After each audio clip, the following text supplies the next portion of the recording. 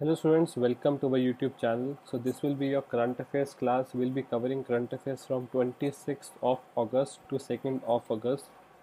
We were supposed to have a live current affairs class on the channel, but because of some technical problem, so now we are making a normal video for you.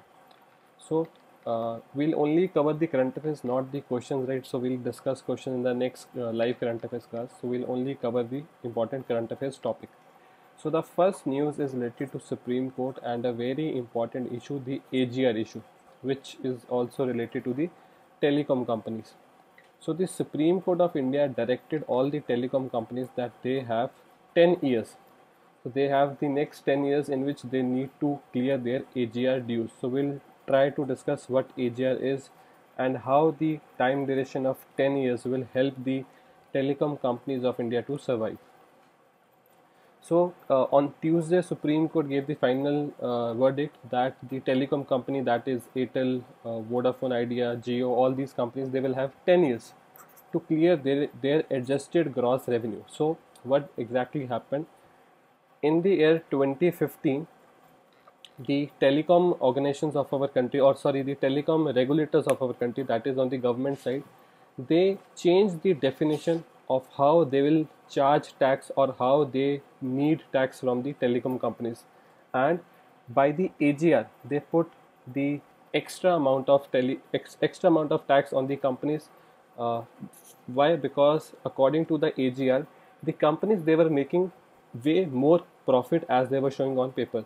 So by AGR, the all these companies like Bharti Airtel, Vodafone Idea, Jio, so all these companies, they were under huge debt for the government, right? Like the Vodafone Idea was close to 70,000 crore in debt. So when the verdict came in 2015, the companies were told to pay all the AGR dues. But at that time, the companies like Vodafone and Idea, they were separate companies. So what the private telecom companies of India, they told the government that if they pay all the AGR dues, so it will end the company's operation. They don't have that much capital to pay the government the dues, and if the government forces the companies to pay all the dues, this will result into a total closure of the Indian telecom section, right?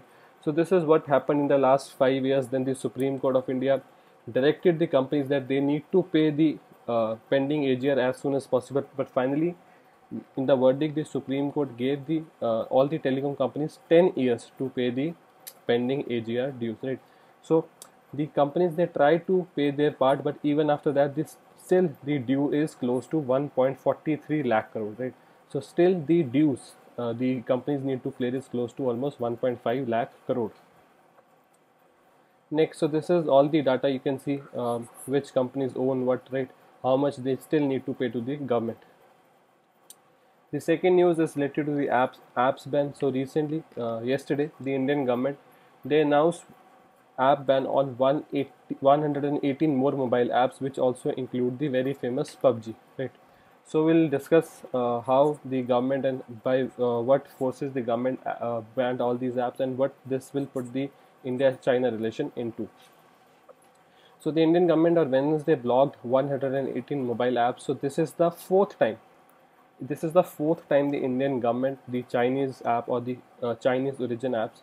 So in this 118 list, the most famous is the PUBG.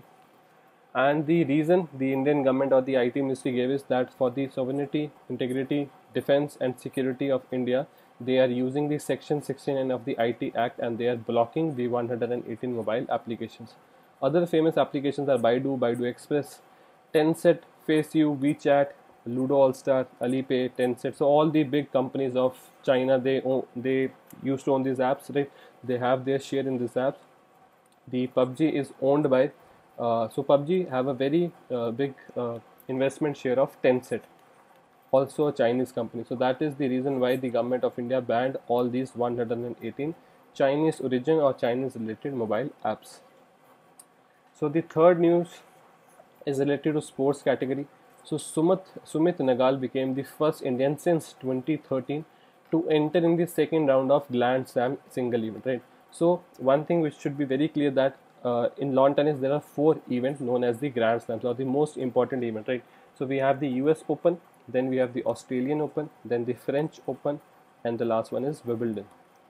So these are the 4 events in tennis known as the Grand Slams of lawn tennis. So Sumit Nagal on Tuesday stormed into the second round of the ongoing US Open. So the one Grand Slam we are talking about is the US Open. So Nagal defeated Bradley Clan of USA by 6-1, 6-3, 3-6 and 6-1 in the first round of the US Open to progress in the second round, and with this result, the 23-year-old Nagal became the first Indian to win a singles match in the Grand Slam of in the US Grand Slam, right? So as you know, the lawn tennis is not very much popular in our country, but for the point of your exams, from the exams point of view, lawn tennis is a very important event, and all the 4 Grand Slams are very important. So you should know the name of them, and also you should know about Sumit Nagal. Next, the 4th news is related to a private company named as Adani Green. So Adani Green, an Indian company, ranked world #1 solar firm. So Adani Green was ranked world's #1 solar firm, right?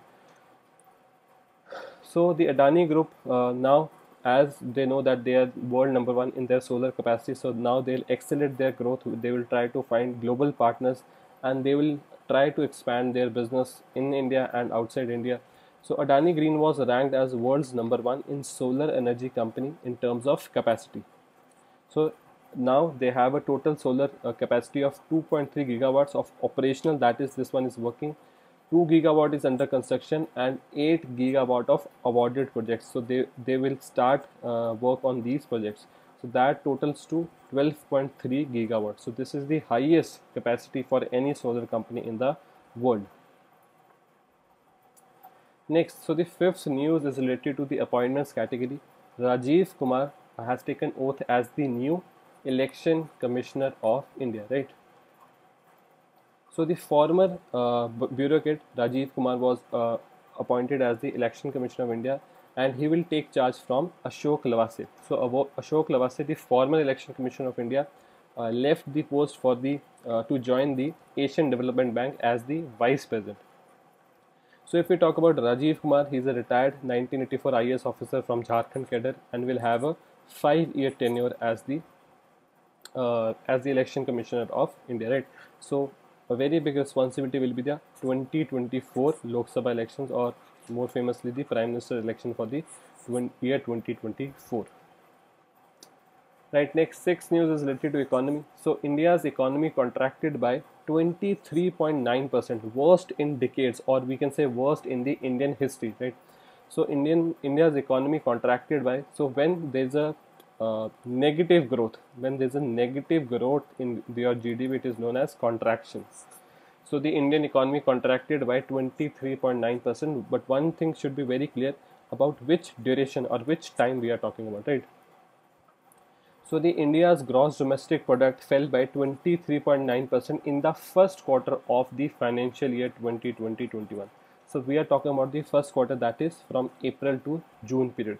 So as you know, during this time, the whole of our country was majorly in the lockdown phase. That is why the gross domestic product shrunk by almost 24%, right? So this was the official data released by the Union Ministry of Statistics and Program Implementation. Also, if we talk about the last quarter of previous financial year, that is the January-March quarter. So the January-March quarter was the last quarter of the financial year 2019-20, right? So in that quarter, the economic growth of our country was 3.1%. So it was slow, but it was in positive. For this quarter, 23.9 is the negative one, right? So according to experts, or one thing very clear, that the main reason for this contraction was the 68-day nationwide lockdown restriction, which directly impacted the flow of trade, the flow of businesses, right? Which directly impacted the shutdown of factories, shutdown of companies, unemployment rate soared. So this is the reason why the GDP contracted by 23.9% in the April to June quarter. Right, the next news, the 7th news, is related to a report, which is the Accidental Deaths and Suicide in India 2019 report. So this report was released by the National Crime Records Department, right? So Delhi recorded the highest number of road accidents among all the cities, right? So the road accidents death was reported highest in Delhi. So on 1st of September 2020, the National Crime Records Bureau (NCRB), which works under the Ministry of Home Affairs, they released the Accidental Deaths and Suicides in India 2019. So this was the 53rd edition of the report, right? So the cases of suicide and number of accidental deaths registered an increase in our country if we compare it to 2018. This was shown by the data. If we talk about the mass family suicide, so the maximum cases were reported from Tamil Nadu, then Andhra Pradesh, Kerala, Punjab, and Rajasthan.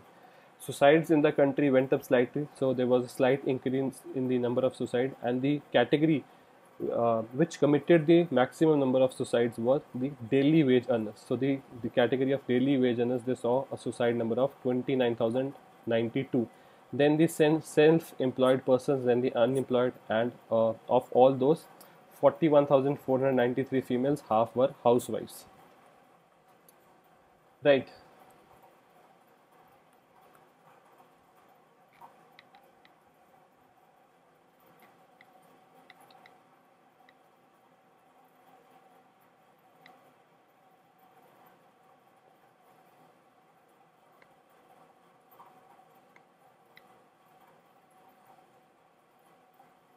Right, so the last news for today's class is related to an international category.